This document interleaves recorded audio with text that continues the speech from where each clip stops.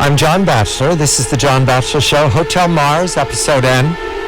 This version is about the breakdown of relationship between NASA, big space of the 20th century, conquering all, going to the moon, and Roscosmos, that is the Russian space program, losing out in the 20th century, but supreme in the 21st. Roscosmos represents the way to and from the ISS. Roscosmos is building a new space center, a new cosmodrome way out to the east of Russia near the Chinese border, has many plans ahead to build new rockets. Angara is mentioned. The Roscosmos is ambitious, so is NASA, and so is private space working for NASA. But this breakdown, within these last hours, a report from Washington in a conference that included Dwight David Eisenhower's granddaughter, Susan Eisenhower, who was a NASA advisor, speaking, worrying about this breakdown of relationship, calling it counterproductive, damaging to our national security and long-term space agenda.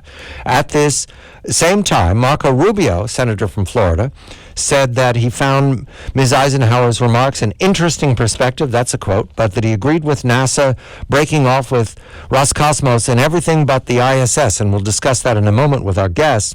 Bill Nelson, the senator from Florida, said that he agreed with Susan Eisenhower. So there's tension not only between NASA and Roscosmos, between Washington and Moscow, this over Ukraine, but between the two senators from Florida.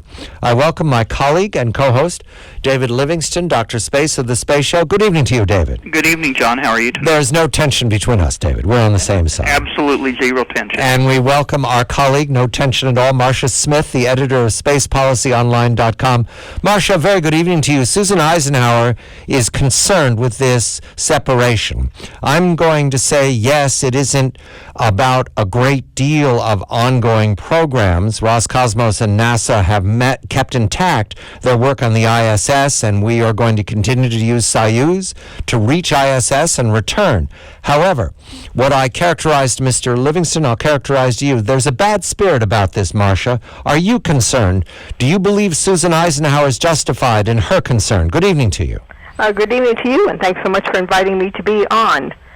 I think the whole issue about the new policy about U.S. agencies interacting with their Russian counterparts is an evolving situation, and I think we just need to wait and see how it's all going to turn out. It's gotten a lot of media attention, but it would be difficult for me to tell you right now what activities NASA is actually stopping with the Russians.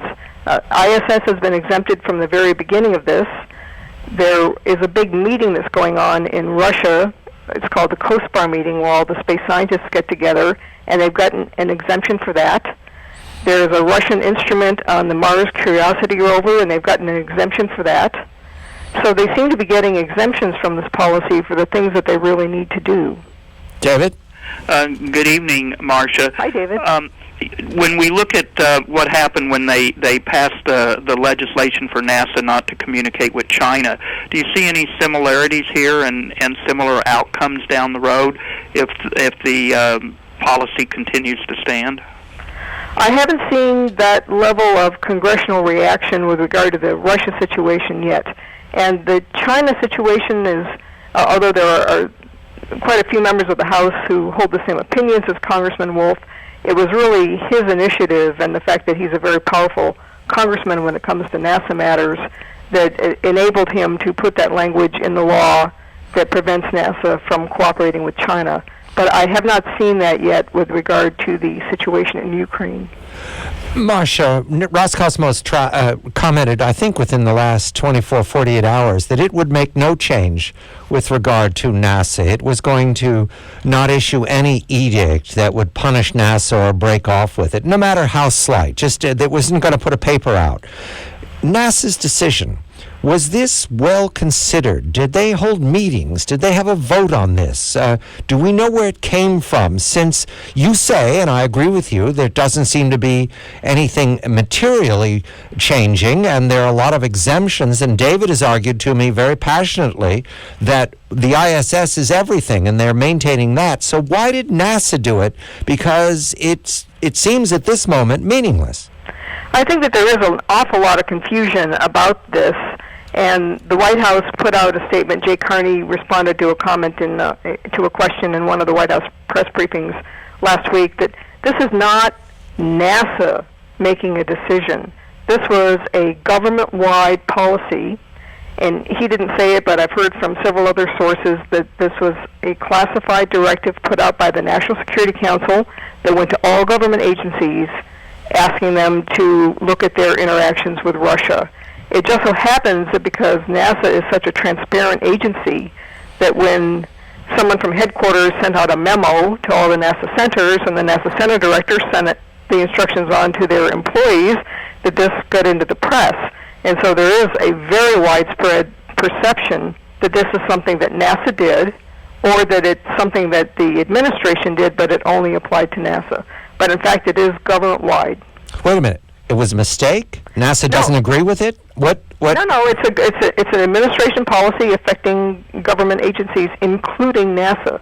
But it was not directed at NASA, and it was not a decision that NASA made. And did NASA have an opportunity to say, no, this is foolishness?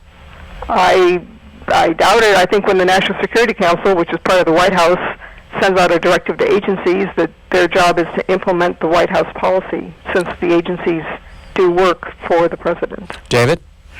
Marcia, many of my friends and the people I know, especially in the new space community that are strong advocates for commercial space, say that this is really nothing more than a ploy to try to get Congress to increase the commercial space budget in the budget fights and hearings that are upcoming. Any thoughts on that?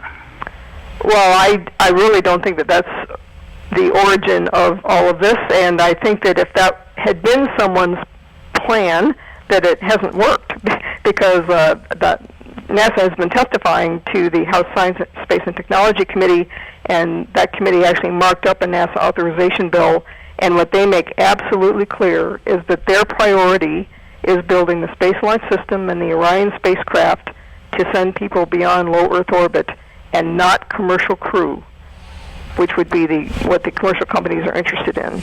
So one logically might think that this would drive Congress towards putting more money into the commercial crew program so that we are not reliant on Russia, and instead they are still focused on what has been their priority for these past several years, which is to look at the long-term future of the space program, getting beyond low Earth orbit and beyond the space station, and still being just a little bit reticent about the commercial crew program.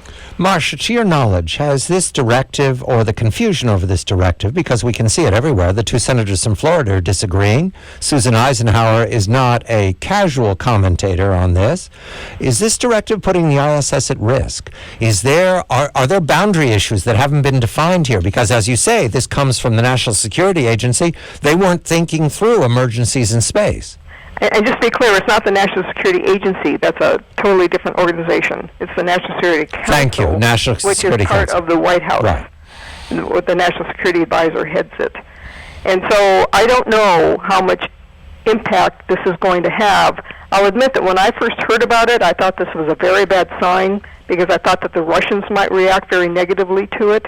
But NASA keeps saying, and I agree with them, that it would be almost impossible. I hate to say anything is impossible, but it would be almost impossible for either Russia or the United States to operate the space station without the other. We really are bound together in that facility. And so for either one of our countries to upset the ISS cooperation, I think would mean you'd eventually have to mothball it. And I don't think anybody wants to do that, considering how much money's been spent to put it up there. Well, let me press you on one program I know right now, ExoMars. That's Russian and European Space Agency, right? Yes. That's going forward. We dropped out of that program.